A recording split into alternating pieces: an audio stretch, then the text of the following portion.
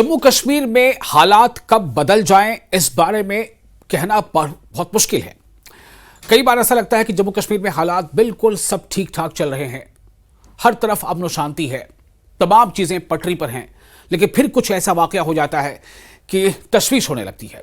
आपको हम ताज़ा जो तस्वीरें दिखाने जा रहे हैं वो तस्वीरें आपको थोड़ी हैरान करेंगी। दरअसल जम्मू कश्मीर में खासतौर से सतवारी जो पुलिस स्टेशन है वहां पर एक ऐसा वाकया पेश आया जिसमें एक तकरीबन 21 साल नौजवान की जान चली गई। अब खबर तो यह है कि उस नौजवान को जो है पुलिस की गोली से उसकी जान गई है। हालांकि इसके बारे में अभी इन्वेस्टिगेशन जारी है, क्योंकि इस पूरे मामले पर जो उस नौजवान के जो घर वाले हैं या फिर पूरे तमाम इलाके के लोग काफ़ी नाराज़ हैं, काफ़ी गुस्से में हैं और वो ये चाह रहे हैं कि इस मामले की जुडिशियल इंक्वायरी होनी चाहिए।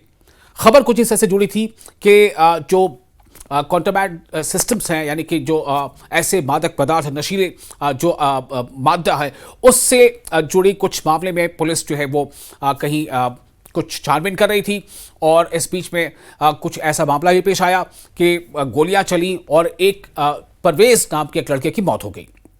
अब सवाल ये पैदा होता है कि क्या परवेज जो है गलती से गोली का निशाना बन गया या फिर ये कि इसमें कुछ मंशा अलग थी। ऐसे कई सवाल हैं जो लोगों के ज़बान पर हैं। आज इस खबर को और ज़्यादा सुर्खी इसलिए मिल गई कि आज जम्मू कश्मीर के चीफ मिनिस्टर उमर अब्दुल्ला परवेज के घर पहुंचे। जी हां, परवेज जो अब इस दुनिया में नहीं रहा, परवेज के घर पहुंचे और जब लोगों को पता चला कि चीफ मिनिस्टर उमर अब्दुल्ला खुद यहां पहुंचने वाले हैं तो आसपास के काफ़ी लोग इकट्ठा हो गए थे, काफ़ी वहां पर भीड़ भाड़ हो गई थी। और जब चीफ मिनिस्टर का कारवां आगे बढ़ रहा था तो उसके साथ साथ काफ़ी लोग इर्द गिर्द नजर आ रहे थे।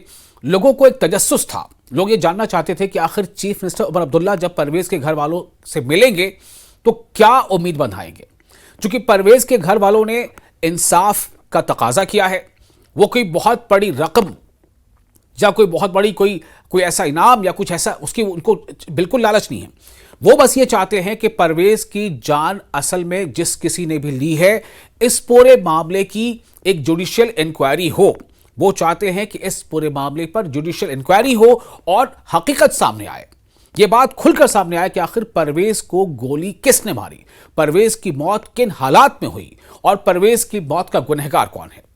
इससे पहले चीफ मिनिस्टर उमर अब्दुल्ला ने एक स्टेटमेंट दिया था जिसमें उन्होंने कहा था कि पुलिस से मैं ये दरख्वास्त करूंगा, यानी पुलिस को मैं कहूंगा, बावर करना चाहता हूं पुलिस को कि पुलिस अपने जो कार्यशैली है, जो अपनी कारकर्दगी है, उस पर थोड़ा तवज्जो दे। और ये मामला अभी काफी ज्यादा सुर्खियों में है, लोगों में एक बेचैनी है, लोगों में जो अभी एडमिनिस्ट्रेशन है उस पर यकीन जो बनता नजर आ रहा है उस पर कहीं ना कहीं एक चोट पहुंची है। और इसीलिए ऐसे कई लोग अभी तक इस मामले पर इसकी छानबीन यानी कि इसके बारे में बात-पूछ कर चुके हैं। आपको पहले हमने बताया था कि जो सुरेंद्र चौधरी हैं, जो जम्मू कश्मीर के डिप्टी सीएम है, वो भी जो है इस मामले में उनके घर वालों से मिल चुके हैं। और आज जब उमर अब्दुल्ला वहां पहुंचे तो उमर अब्दुल्ला के साथ भी कई और जो उनके काबीना के साथी हैं, जो वजीर हैं, वो भी वहां मौजूद थे और इन सब ने इस बात को लेकर के काफ़ी सवाल उठाए हैं। नेशनल कॉन्फ्रेंस के जो एक सीनियर स्पोक्स पर्सन है, उनका यह कहना था कि ये पूरी तौर पर जो है ऐसा लगता है कि ये जो परवेज की मौत हुई है दरअसल ये मौत नहीं बल्कि कत्ल है और इस कत्ल की जांच होनी ही चाहिए। खबरें ये हैं कि SIT कॉन्स्टिट्यूट कर दी गई है, यानी स्पेशल इन्वेस्टिगेशन टीम। और जो NC के स्पोक्स पर्सन है शेख बशीर, उनका ये कहना था कि इस मामले में पूरी शफाफियत के साथ इसकी इंक्वायरी होगी और इस बारे में ये पता चलना ही चाहिए कि आखिर कैसे उसकी मौत हुई। और दुनिया जानती है कि जम्मू कश्मीर की पुलिस उमर अब्दुल्ला सरकार के अंडर नहीं है, ये LG साहब के अंडर है। और LG साहब से मैं यहाँ सवाल करना चाहूंगा यहाँ से जम्मू से कि जम्मू कश्मीर की धरती इनकाउंटरों की धरती नहीं है।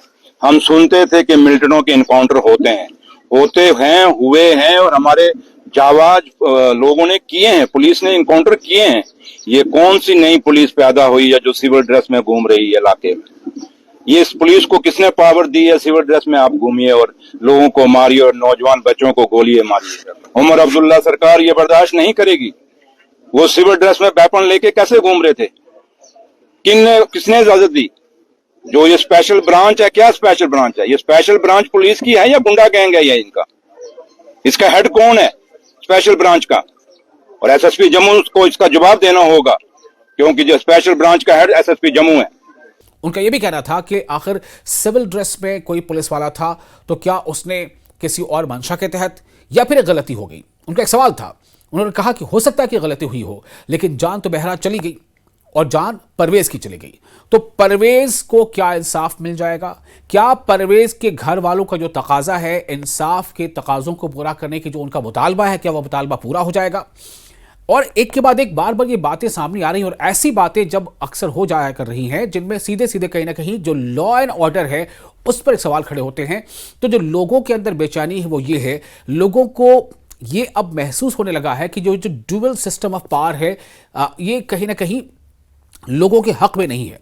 चूंकि नेशनल कॉन्फ्रेंस के तमाम बड़े लीडर्स, यहां तक कि खुद नेशनल कॉन्फ्रेंस के जो सदर हैं डॉक्टर फारूक अब्दुल्ला, वो भी कह चुके हैं कि जो लॉ एंड ऑर्डर है वो हमारी सरकार के पास नहीं है, यानी कि उमर अब्दुल्ला गवर्नमेंट के पास नहीं है। ये पावर, ये इख्तियार किसके पास है? ये इख्तियार है एलजी एडमिनिस्ट्रेशन के पास। और इसीलिए जब सुरेंद्र चौधरी जो डिप्टी सीएम हैं, उन्होंने इस मामले पर जब अपनी बात रखी थी, अपना बयान दिया था, तो उन्होंने एलजी एडमिनिस्ट्रेशन को भी निशाने पर लिया था और एलजी एडमिनिस्ट्रेशन से सवाल पूछे थे कि आखिर ऐसा क्यों हो रहा है।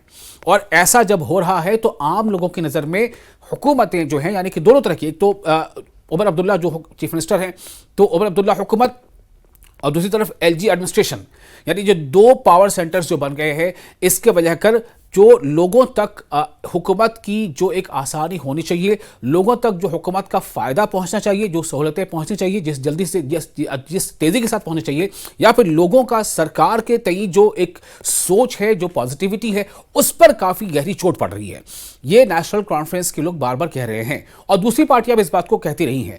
तो अगर इस तरह के वाकयात होते हैं जहां पर परवेज जैसे किसी और शख्स की जान चली जाती है, या परवेज की जो जान चली गई, इस तरह के कोई और वाकयात जब होते हैं, तो इन वाकयात से और ज़्यादा लोगों में तशवीश और बेचैनी पैदा होती है।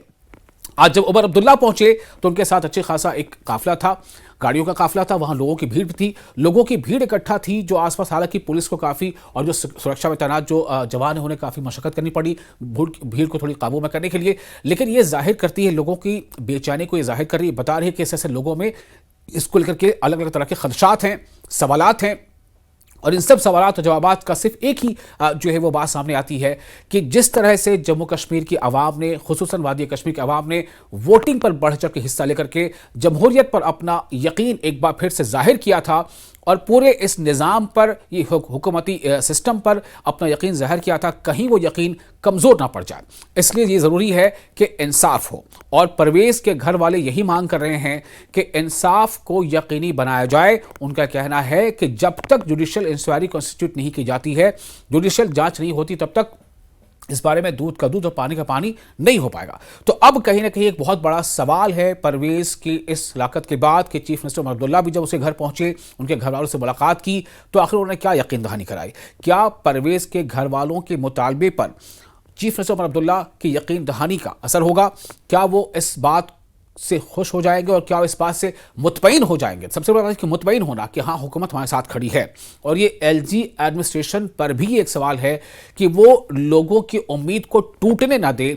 और जिस तरह से एलजी मनोज सिन्हा खुद कहते रहे हैं कि नाइंसाफ़ी का दौर चला गया, अब इंसाफ होगा और इंसाफ हर हाल में होकर रहेगा। तो फिर अगर नाइंसाफ़ी कहीं से हुई है, चाहे गोली किसी के हाथ से चली हो, लेकिन अगर कत्ल एक बेगुनाह का हुआ है, तो फिर गुनहगार कौन होगा और गुनहगार को सजा क्या मिलेगी?